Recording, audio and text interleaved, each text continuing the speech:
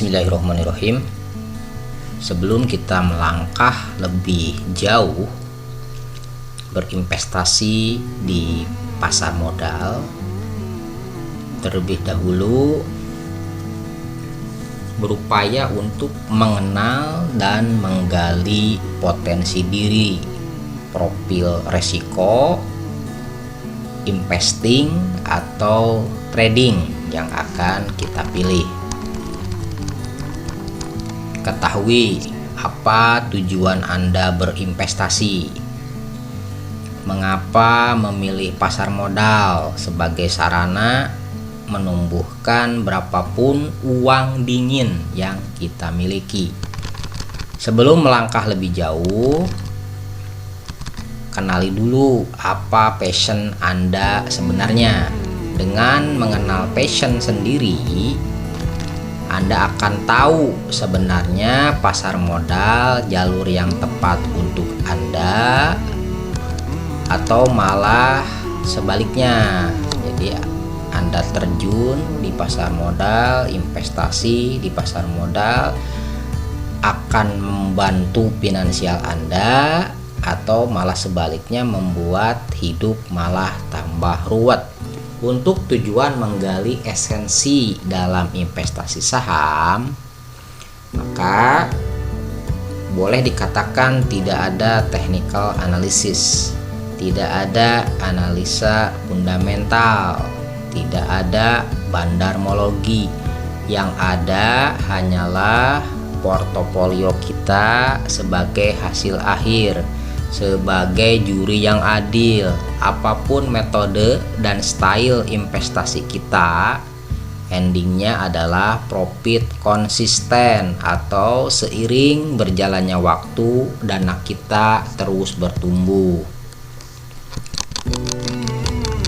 Di pasar modal, perang berita, perang kekuatan dana besar lawan dana kecil, perang keyakinan dan prinsip, perang pengetahuan antara teknikal, fundamental, bandarmologi, statistik, perang antara optimisme dan pesimisme, keyakinan dan keraguan, si sabar dan si tergesa-gesa, penakut dan pemberani, spekulan dan si hati-hati. Semuanya dinilai oleh juri yang sangat adil, yaitu portofolio.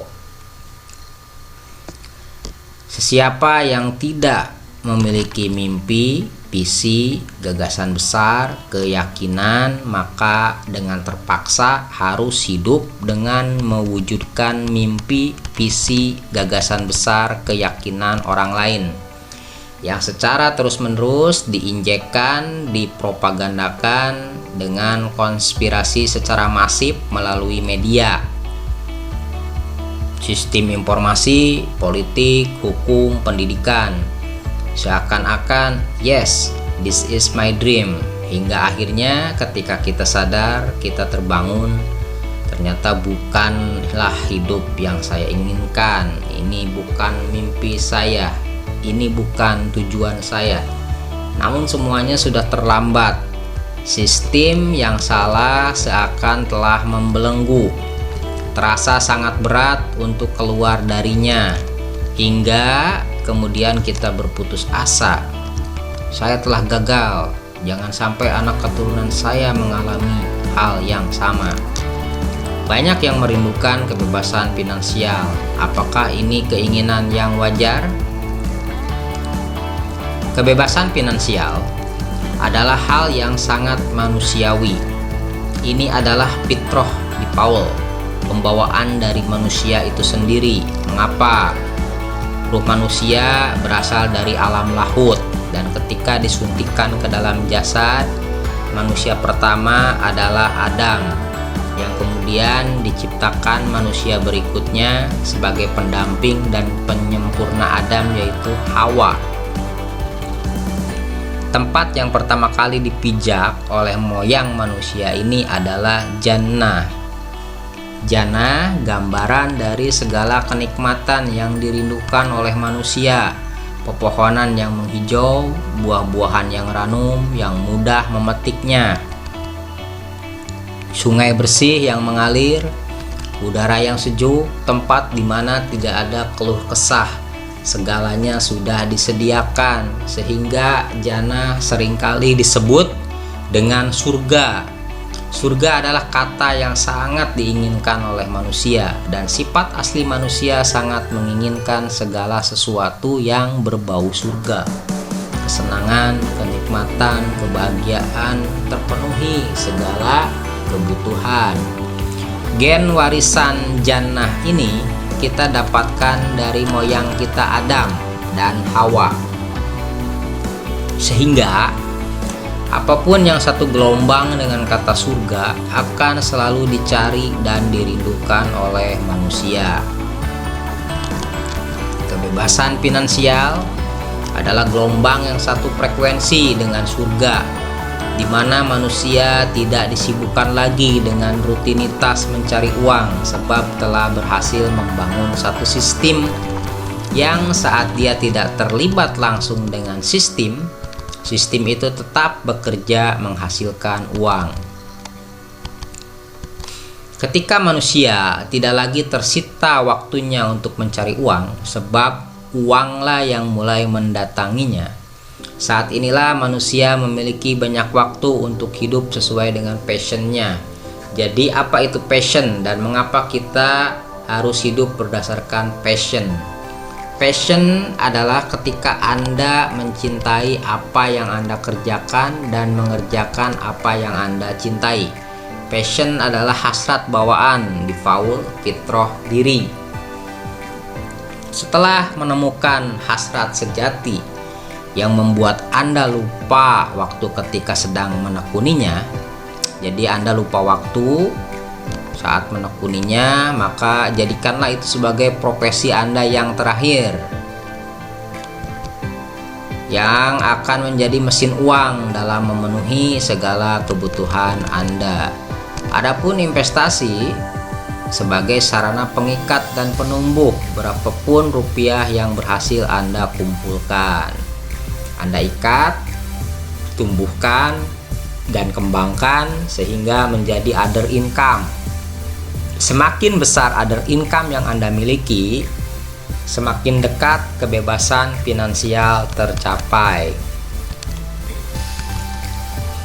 Investasi di bursa adalah jalan terindah untuk berpindah kuadran. Terkadang ada pekerja yang ingin pindah kuadran menjadi pengusaha merasa bingung. Apakah langsung keluar kerja dan resign atau mengumpulkan dulu modal baru resign?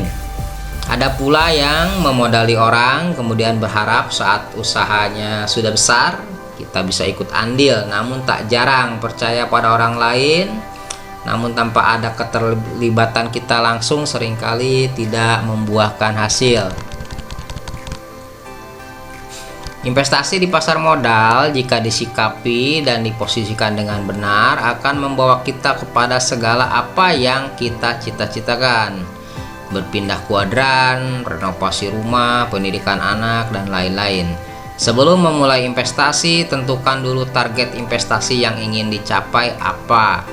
Berapa lama waktu yang diperlukan untuk mencapainya? Berapa nominal rupiah yang bisa kita anggarkan tiap bulan untuk mencapai tujuan tersebut? Ada banyak materi dan ilmu tentang investasi, baik itu yang berbentuk PDF maupun video. Materinya beragam, ada technical analysis, fundamental analysis, price and volume analysis, dan istilah-istilah lainnya. Namun jika hanya ilmu saja, tidak perlu ikut grup khusus. Di YouTube banyak, browsing pun pasti dapat. Grup saham menjamur, banyak sumber ilmu. Kalau hanya perlu materi saja, tidak perlu bergabung di Padepokan Supi. Namun yang kita perlukan lebih dari ilmu. Kita perlu sistem yang akan mengarahkan pada apa yang dicita-citakan.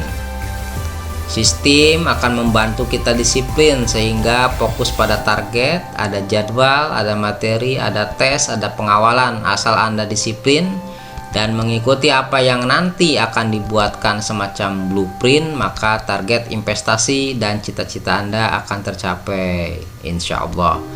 Perbedaan utama yang ikut grup khusus dibandingkan dengan yang tidak hanya pada sistemnya, bukan pada materinya, pada pengawalannya, pada pembentukan bawah sadar. Hanya itu. Karena kalau materi berlimpah, kita tuh sudah overload kalau materi, kalau ilmu.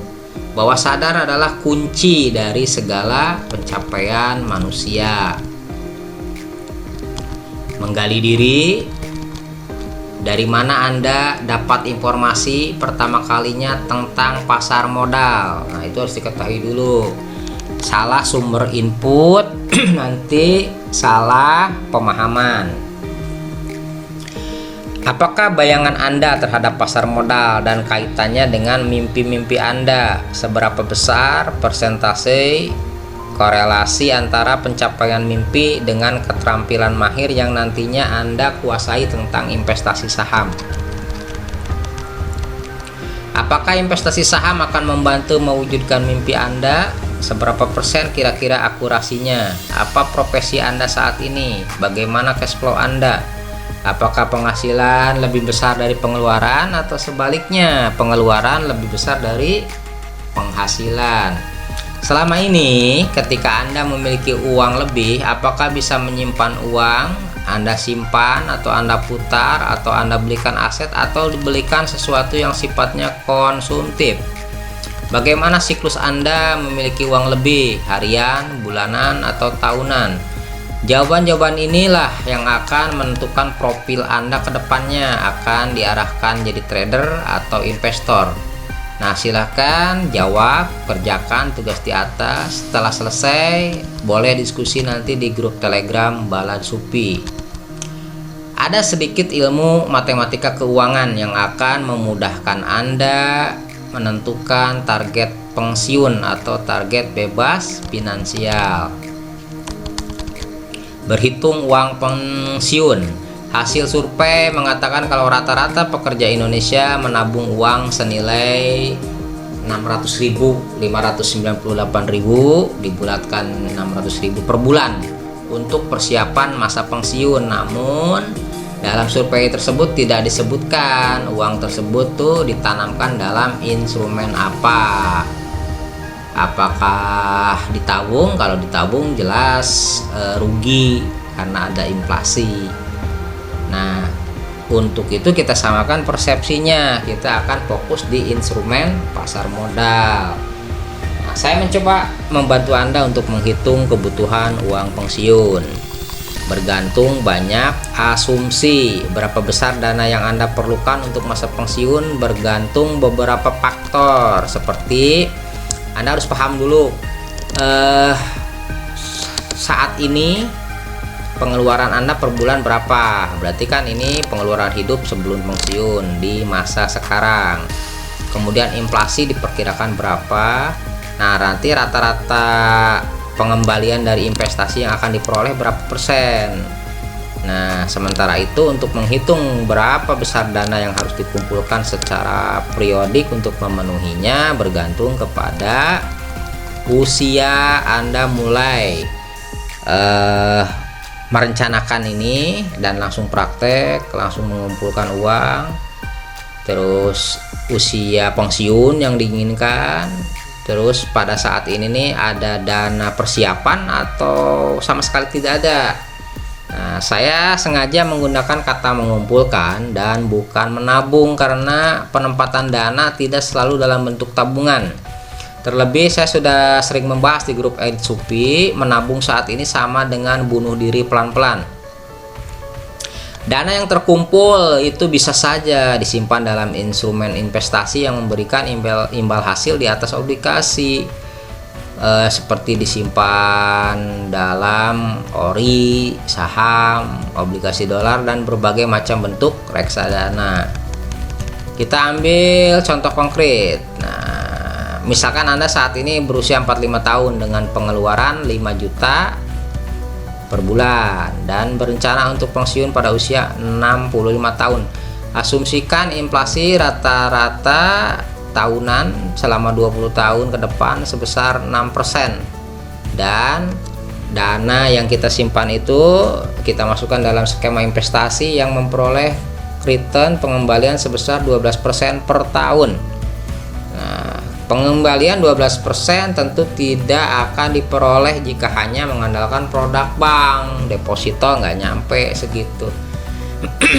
Asuransi itu bukan investasi. Saya tidak setuju kalau asuransi dikatakan investasi. Nah, pertama kita harus menghitung pengeluaran bulanan sekitar 5 juta akan menjadi berapa dalam kurun waktu 20 tahun dengan inflasi tahunan sebesar 6%. Angka itu akan menjadi 16 juta saat usia Anda 65 tahun.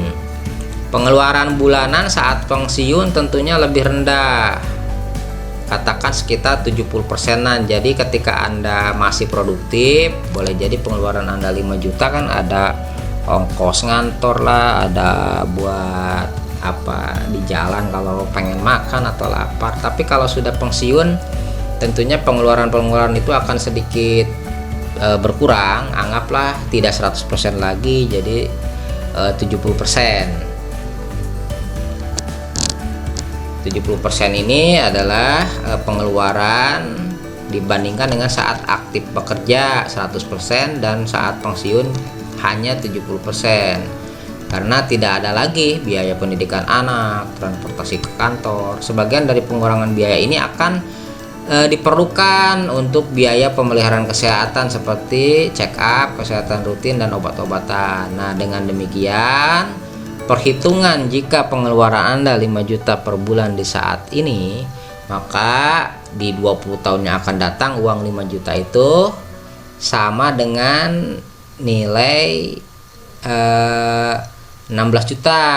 Nah, 70%-nya dari 16 juta adalah 11,2 juta per bulan. Nah, itu yang dana yang harus Anda miliki atau yang bisa mengcover pengeluaran Anda ketika pensiun nanti. Nah, jika diperoleh 12% per annual keuntungan atau 1% per bulan, maka total dana pensiun yang akan dihasilkan atau yang dibutuhkan adalah 1,12 miliar.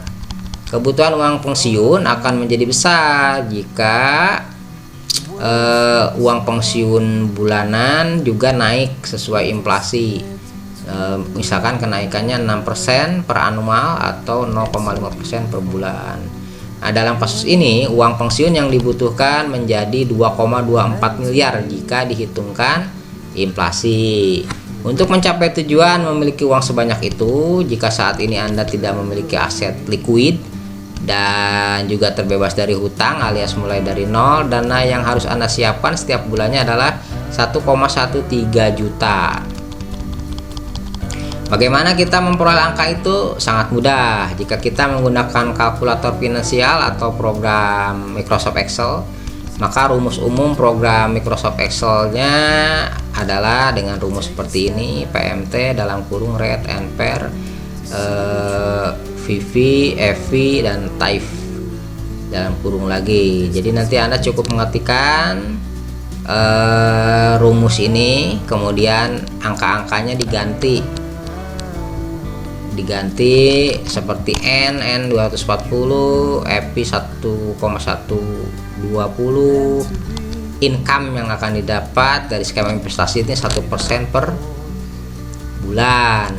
N didapat dari 20 tahun dikali 12 bulan atau 240. Adapun FV adalah total dana yang harus dicapai, yaitu 1,12 miliar. Nah, ini 0 ketika kita tidak ada persiapan sama sekali. Tapi kalau misalkan kita sudah ada uang 50 juta, ini ditulisnya minus 50 juta.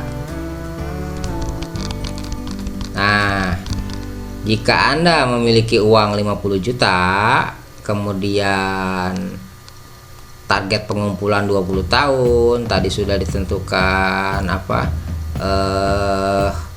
keuntungan yang didapat 1% per bulan.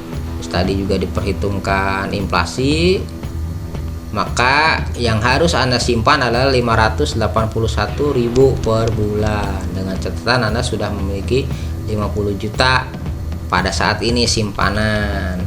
Nah, bagaimana jika tidak memiliki? Nah, nanti kita akan sama-sama mengurainya atau sama-sama langsung mengisikan angka-angka ini di form Excel yang nanti bisa diatur-atur ini besarannya, lamanya. Nah, angka-angka tersebut akan berubah jika pengeluaran bulanan tidak sebesar 5 juta per bulan atau inflasi tahunan rata-rata ternyata meleset dari 6%, atau periode pensiun yang Anda rencanakan bukan 20 tahun lagi, atau return investasi bukan sebesar 12% seperti yang ditargetkan. Berapapun itu, dengan bekal matematika keuangan dan bantuan program Microsoft Excel, maka Anda bisa menyesuaikan target investasi Anda sesuai koridor masing-masing. Uang yang harus dikumpulkan boleh jadi lebih sedikit jika Anda mulai investasi lebih awal, di usia 30 misalnya, usia 25 atau 22 tahun. Atau bisa jadi Anda terlambat memulai di usia 50 tahun, maka return yang Anda harus dapatkan tentunya lebih besar dari 12% per annual. Nah, instrumen investasi yang realistis adalah reksadana pasar uang yang memberikan fixed income 18% per annual. Dari mana mereka memastikan membayar Anda 18% per annual? Mereka investasikan uang Anda ke pasar modal. Jadi kalau kita sudah paham pasar modal, mending kelola sendiri. Nah, untuk mendapatkan 18% per tahun atau jika imbal hasil dari pasar modal yang didapat bisa rutin 18% per tahun, maka tidak 1% per bulan lagi.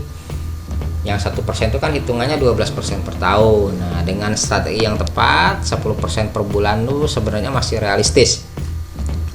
Ambil buruknya 5% per bulan, maka 1 tahun adalah jika keuntungan yang kita dapat 5% per bulan, maka 1 tahun keuntungan kita 60%. Angka-angka ini tinggal dimasukkan ke dalam formula Excel. Nanti akan dibagikan formula Excelnya yang disesuaikan dengan pencapaian Anda di pasar modal. Berapa persen rata-rata profit yang Anda dapat tiap tahun dari pasar modal, baik itu melalui jalan trading maupun investasi. Semakin baik sistem trading Anda, semakin konsisten profit yang didapat. Semakin jelas kapan target financial freedom Anda tercapai. Saya mengajak Anda untuk jujur sampai sejauh mana metode trading atau investasi yang Anda jalani membawakan hasil. Evaluasi dan ukur, dan senantiasa siapkan jurnal trading.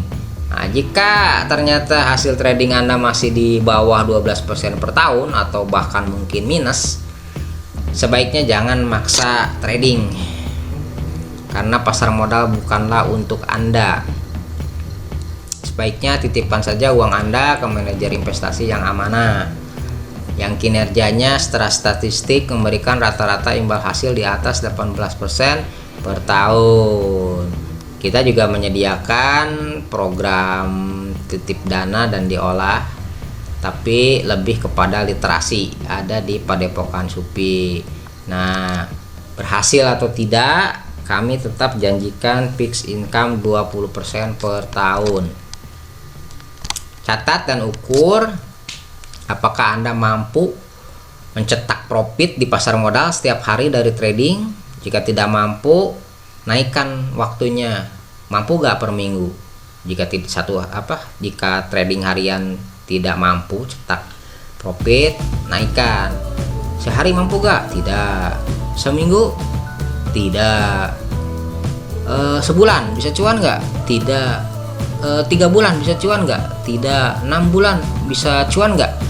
6 bulan oke lah, sampai 1 tahun.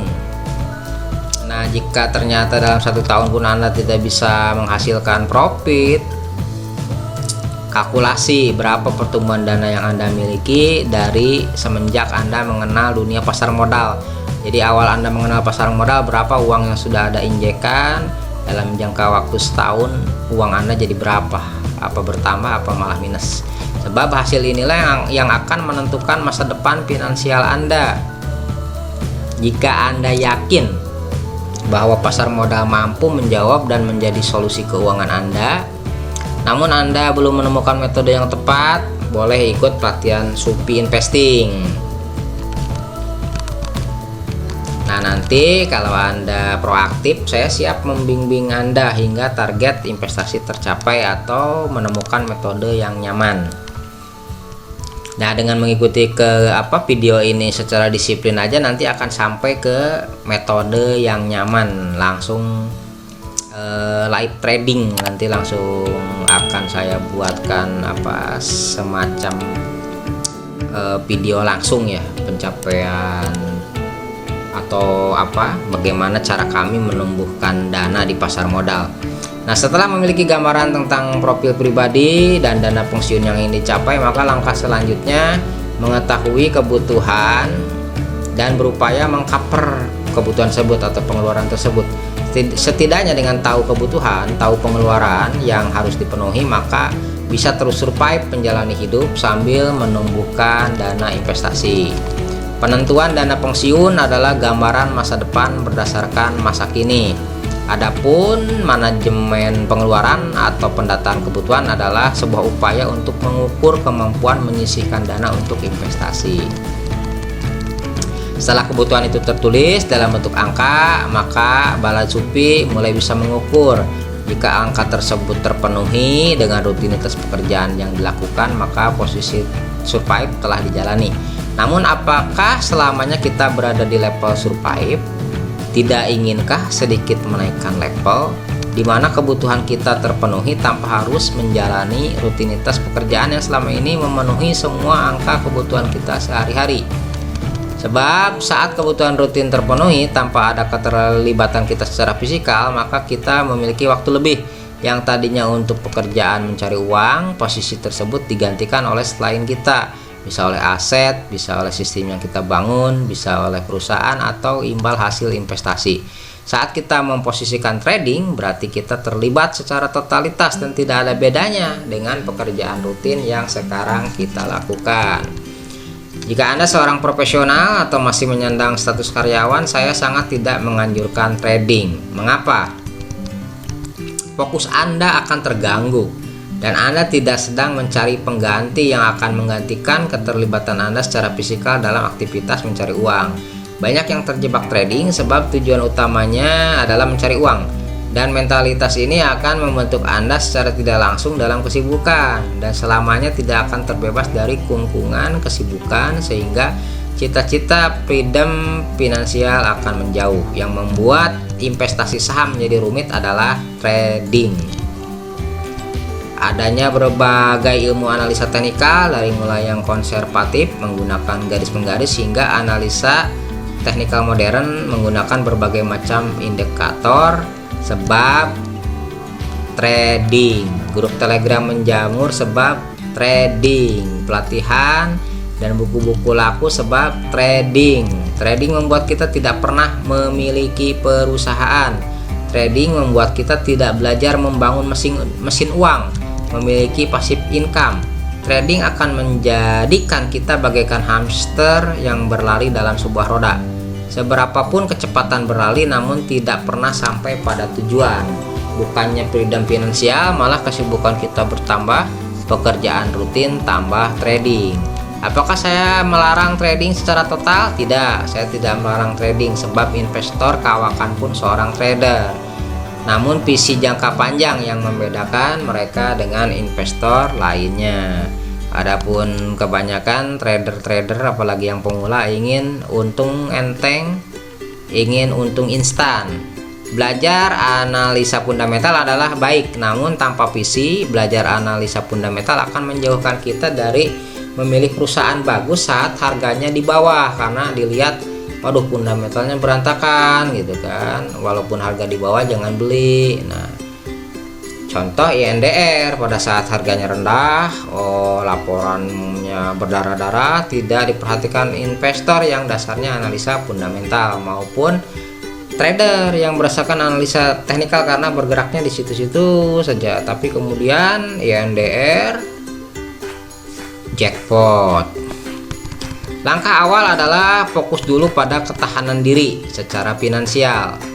Investasi hanya memakai uang dingin, kemudian memilih saham paling awal dan paling aman untuk pemula adalah memilih saham yang rutin membagikan dividen. Mengapa harus dividen? Karena dividen adalah gambaran dari sebuah perusahaan atau satu perusahaan mampu mencetak laba, ada net income-nya, karena dividen terbentuk dari persentasi laba atau net income yang didapat oleh satu perusahaan, kemudian diambil persentase berdasarkan hasil RUPS berapa yang disepakati disetujui untuk dibagikan kepada investor.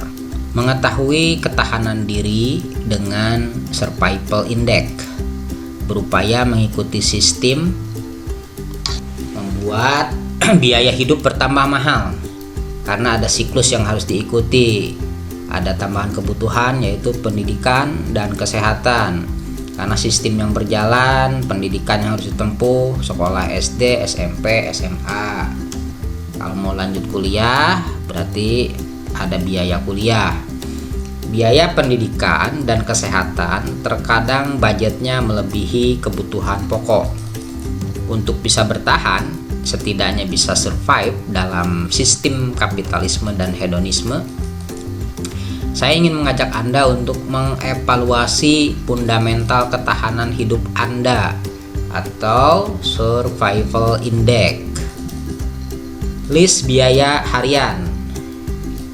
Ambillah secari kertas dan pena sekarang juga. Buat 2 kolom di kertas Anda. Kolom yang kiri tuliskan biaya hidup sehari-hari. Apapun yang Anda harus mengeluarkannya secara berulang-ulang, tuliskan di sana. Seperti listrik, air, internet, pulsa, belanja bulanan, biaya kebersihan, lingkungan, biaya keamanan, angsuran rumah, angsuran mobil, telepon, kartu kredit, dan lain-lain. Biaya yang sifatnya bulanan, buatlah dalam hitungan hari. Jika biaya tersebut dikeluarkan bulanan, maka bagi 30 untuk mendapatkan biaya harian. Sangat sederhana. Sekarang, lakukan hal yang sama juga dengan biaya gaya hidup Anda. Klasifikasi dari biaya gaya hidup adalah biaya yang Anda inginkan, bukan suatu keharusan. Jadi biaya gaya hidup adalah biaya yang Anda inginkan. Gaya hidup bukanlah satu keharusan, bukan pula yang Anda butuhkan. Hal-hal seperti liburan, olahraga, fitness, golf, tenis, bulu tangkis, dan lainnya, biaya membership untuk sebuah klub. Karena untuk berolahraga itu tidak harus selalu keluar biaya. Mudah-mudahan Anda bisa mendapatkan gambarannya, hal-hal yang Anda keluarkan karena Anda memilihnya. Jadi, jika Anda memutuskan untuk fitness dan Anda dikenakan biaya bulanan senilai 300.000 per bulan, bagi pengeluaran tersebut dengan 30, maka Anda akan mendapatkan biaya fitness 10.000 per hari. Saya buatkan contohnya, nanti Anda buat sendiri sesuaikan dengan realita yang Anda jalankan. Di bawah ini adalah list yang telah saya buatkan harian. Biaya sehari-hari dan biaya gaya hidup. Biaya sehari-hari dibuat harian, listrik, air, ternyata cuma 10.000 sehari. Belanja bulanan cuma 40.000 sehari, internet cuma 11.200 per hari, handphone cuma 9.700 sehari. Ini semua hitungannya sehari. Bensin mobil 27.000, asuransi mobil 10.000, kontrak rumah 83.000 per hari, asuransi kesehatan 16.700. Ini biaya sehari-hari yang mau nggak mau, suka nggak suka harus keluar karena kita terus menjalankan rutinitas. Adapun gaya hidup ini adalah keinginan. Kalau mau dianggarkan, maka kita pun harus membuat perencanaan. Untuk fitness nih 13.200 per hari harus keluar biayanya. Liburan ke luar negeri ternyata hanya 67.000 per hari. Jadi total harian yang harus Anda cover adalah 207.600. Dan untuk gaya hidup 80.200, totalkan semua. Jadi total harian kebutuhan Anda, pengeluaran Anda adalah 287.800. Jadi jika Anda memiliki pendapatan 500.000 per hari, maka sudah lebih dari cukup untuk mengcover ini dan Anda pun punya uang lebih. Banyak yang tidak menyadari bahwa apa yang dibutuhkan untuk hidup dengan cukup sempurna terkadang tidak sebesar dan sesulit yang dibayangkan. Berdasarkan contoh di atas, setiap harinya dengan pendapatan 300.000 per hari sudah bisa mengcover total biaya harian 287.800. Dengan pendapatan sebesar 300.000 per hari sudah dapat menikmati hidup dengan cukup lumayan dengan mobil dan sebuah liburan ke luar negeri. Jadi dengan pendapatan 300.000 Anda sudah bisa memiliki mobil dan Anda pun bisa setahun sekali liburan ke luar negeri. Bagaimana bagi mereka yang belum mampu memiliki pendapatan harian 300.000 per hari? Maka perlu memiliki ilmu, fokus, tekun, dan disiplin agar bisa mencapai multiple stream income. Contohnya Anda bekerja, pendapatan Anda baru dari gaji, berarti baru satu pendapatan, belum multiple. Jalan termudah adalah membangun beberapa pendapatan kecil untuk menutup semua item dalam catatan latihan yang baru saja dibuat. Langkah pertama, alihkan fokus Anda. Janganlah fokus pada biaya harian yang harus Anda keluarkan. Catatan itu hanyalah berfungsi memberikan gambaran besar agar Anda memiliki target yang jelas dan spesifik. Apa yang perlu dilakukan adalah melihat setiap item dalam list sebagai target kecil Anda, dan fokus Anda adalah membuat beberapa pendapatan kecil yang bisa digunakan untuk menutup segala item yang ada di list yang telah Anda buat. Sederhananya, agar saya mampu dan bisa melakukan fitness tiap bulan, maka saya harus mencetak pendapatan harian sebesar 13.200. Untuk bisa pergi ke luar negeri, maka saya perlu income lain yang menghasilkan 67.000 per hari. Saat sudut pandang kita dirubah menjadi langkah-langkah kecil, maka kita memiliki 10 item list yang harus dipenuhi. Otak kita tertantang mencari 10 pendapatan kecil yang merupakan tambahan dari penghasilan kita saat ini. Dimulai dari target yang paling kecil yaitu 9.700 sampai target terbesar yaitu 83.000. Yang perlu Anda lakukan adalah menciptakan hal tersebut. Setelah hal tersebut tercapai, maka Anda akan memiliki waktu yang Anda idam-idamkan sebagai kebebasan finansial. Waktu yang tadinya untuk bekerja bisa Anda alihkan untuk bersama keluarga, pergi ke pantai atau keliling dunia dengan hanya membawa laptop atau gadget saja di tangan. Mental block and dreamer. Mencapai kebebasan finansial sebenarnya sesuatu yang mudah. Temukan sistemnya dan ikuti dengan disiplin. Dengan trading tidaklah sulit mendapatkan untung 50.000 per hari. Jika tidak bisa, maka targetnya bukan per hari tapi 1.500.000 per bulan. Sesuaikan dengan kemampuan trading. Jika kemampuan trading Anda baru bisa menghasilkan cuan 1% per hari, maka modal yang harus Anda siapkan adalah 5 juta rupiah. Saya pun tidak mengerti. Menurut saya 50.000 per hari asal konsisten adalah bagus, sebab setidaknya mengurangi beban saya. Namun ada kebanyakan orang yang tidak menghargai nilai 50.000. Itu yang membuat saya tidak mengerti. Mari kita masukkan 50.000 per hari tersebut ke dalam cash flow. Kemudian lihat lagi target 10 item biaya pengeluaran sehari-hari. Dengan 50.000 yang konsisten, ternyata mampu mengurangi list yang tadinya 10 item tinggal 6 item lagi. Dengan 50.000 ada beberapa item yang tidak lagi mengganggu hidup saya. Listrik air 10.000 per hari sudah tercover. Internet 11.200 per hari sudah tercover. Pulsa 9.700 per hari sudah tercover. Fitness 13.200 per hari sudah tercover. Tetapi trading itu kan tidak bisa tiap hari ya, ada masa libur, ada tanggal merah, maka 50.000 ini dinaikkan jadi 100.000 untuk mengcover hari libur atau hari di mana Anda tidak bisa trading. Nah, berarti pendapatan yang harus Anda dapat, kemampuan trading yang harus Anda kuasai adalah menghasilkan profit 2% per hari. Totalan pengeluaran ini 10.000, 11.200, 9.700, 13.200 hanyalah 44.100. Saya masih memiliki kelebihan cash sebesar 5.900 per hari. Hal kecil yang menurut orang lain sangat kecil dan tidak layak diperjuangkan, bagi saya malah sebaliknya. Uang itu betul-betul membuat langkah saya semakin jelas mencari income lain untuk menutupi 6 item yang tersisa.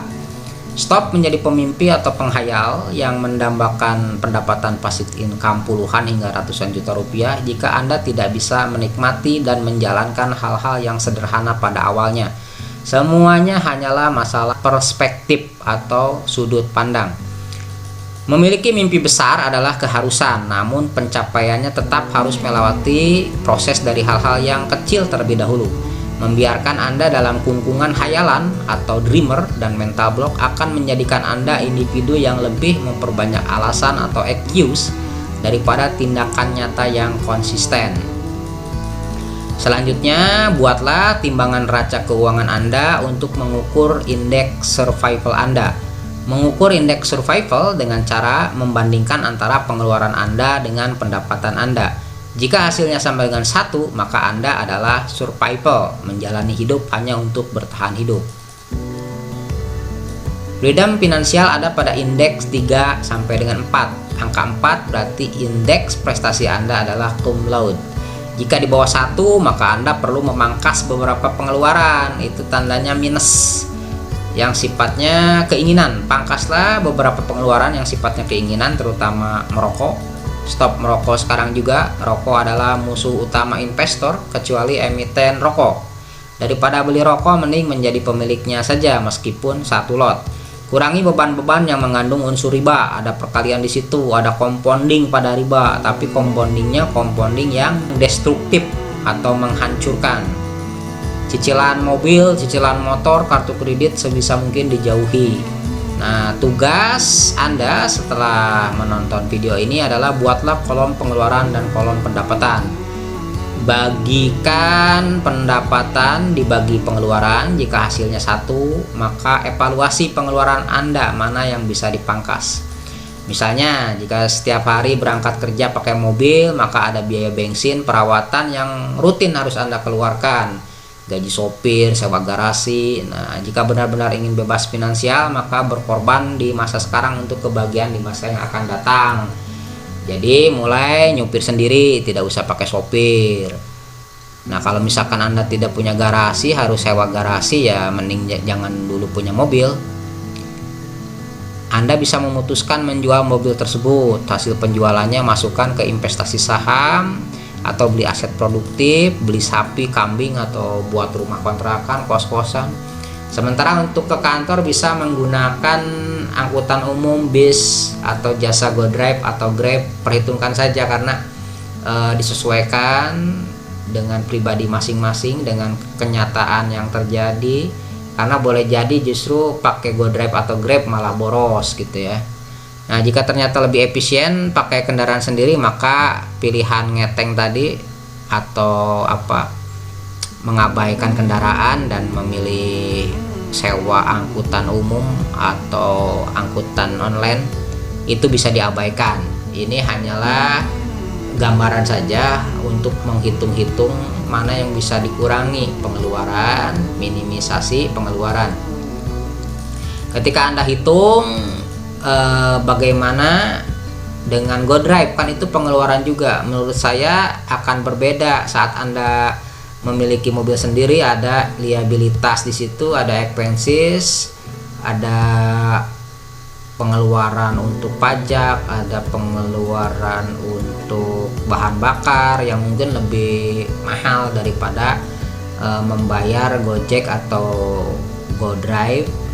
Ada biaya untuk ban kalau meletus atau ganti ban baru, banyak pokoknya faktornya.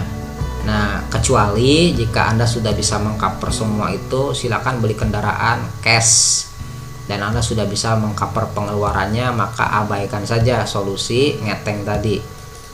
Investasi Anda atau aset produktif yang Anda miliki itu harus terukur dan benar-benar bisa menghasilkan, yang nantinya akan mampu membayar pengeluaran GoDrive tersebut. Jadi Anda sebenarnya tidak ada pengeluaran. Mobil Anda yang tadi Anda masukkan ke aset, asetnya bekerja untuk Anda, menghasilkan uang, uangnya itulah yang dipakai untuk mengcover pengeluaran Gojek atau GoDrive. Nah, mungkin pada awalnya tetap harus dari gaji dulu. Namun setidaknya ketika Anda sudah memiliki aset, ada yang Anda tunggu untuk bertumbuh. Nah, indeks survival akan berubah menjadi indeks kemakmuran jika hasilnya 3 sampai dengan 4, maka Anda terpaksa harus prihatin dulu jika indeks survival Anda, pendapatan dibagi pengeluaran, ternyata hasilnya di bawah 1. Tugas menyusun list harian kemudian mengukur survival index itu sama sekali saya pribadi tidak ada kepentingan. Ini murni untuk Anda jika Anda ingin berubah, untuk Anda evaluasi. Nah, karena untuk berubah harus ada yang maksa. Nah, pelatihan adalah sistem yang akan memaksa Anda untuk berubah. Dengan adanya sistem, Anda akan dipaksa mengevaluasi diri, dipaksa untuk mengukur dan memahami potensi. Karena tanpa semua itu akan sulit rasanya berhasil di pasar modal. Dengan memiliki target yang jelas, terjun di pasar modal menjadi terarah, tidak lagi menjadi kambing conge yang malas analisa, tidak memiliki tujuan jelas, orang lain buy ikut buy, orang lain sell ikut sell. Kejelasan target yang spesifik akan menjadikan kita memilih emiten yang bisa mempercepat tercapainya target spesifik kita masing-masing. Nah, jika mau mengikuti pelatihan holistik, pengembangan diri dan investasi, bisa hubungi WhatsApp di sini 0857 8896 5376. Ini berbayar, biayanya 1.500.000 untuk beberapa orang agak keberatan dan cukup menguras kantong. Jika Anda tidak mau keluar biaya, maka cukup subscribe channel video ini. Dan untuk berkembang channel video ini karena dibuat gratis, maka jangan lupa untuk subscribe, like, komen di kolom komentar apa pendapat Anda setelah menonton video ini. Ada masukan, kritik, saran atau pertanyaan, silahkan komen di bawah. Oke, terima kasih Balad Supi, teman-teman sekalian subscriber YouTube ataupun penonton channel YouTube ini. Demikianlah penjelasan saya tentang profil risk, trading atau investing. Jadi sebelum menentukan profil risk, Anda akan lebih condong trading atau investing, Anda harus paham dulu diri Anda. Anda harus mengukur dulu kekuatan Anda. Anda harus mengukur dulu cash Anda, kemampuan Anda untuk bertahan di bursa.